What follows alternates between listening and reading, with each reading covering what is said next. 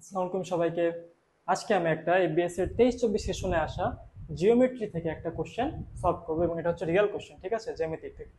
So কোশ্চেনটা একবার পড়ে নেই, আমরা দেখি। If rectangle A B C D is inscribed in the circle above, what is the area of the circular region? তার মানে এখানে কি বলছে কোশ্চেনটাতে বলা হয়েছে যে যদি একটা রেক্টেঙ্গেল বা চতুর্ভুজ একটা বৃত্তের মাঝে থাকে, সেক্ষেত্রে আমার বৃত্তটির এরিয়া বা ক্ষেত্রফল এরিয়া বা ক্ষেত্রফল কত হবে, ঠিক আছে। তাহলে আমাদের এখানে যে ইনফরমেশনগুলো আছে সেখান থেকে আমাদেরকে এই ক্ষেত্রফলটা বের করতে হবে। সো প্রথমত আমরা একটু দেখি যে সার্কেলের ক্ষেত্রফল বা এরিয়া বের করার ফর্মুলাটা কি।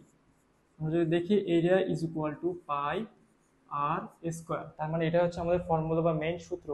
এবং এই সূত্রটা আমরা দেখতে পাচ্ছি আর থেকে রেডিয়াস বা ব্যাসার্ধ। তার মানে আমার একটা বৃত্তের ক্ষেত্রফল বের করার জন্য আমার ওই বৃত্তটার কি লাগবে, ব্যাসার্ধ লাগবে। ব্যাসার্ধ মানে হচ্ছে এই যে সেন্টার থেকে যে দাগটা যায় সেটা হচ্ছে ব্যাসার্ধ, ঠিক আছে, এই ব্যাসার্ধটা লাগবে। সো আমরা এখন এই ব্যাসার্ধটা কিভাবে বের করতে পারবো, এক সেকেন্ডে দেখবো। হ্যাঁ, দেখো, এটা হচ্ছে আমার রেক্টেঙ্গেল বা চতুর্ভুজ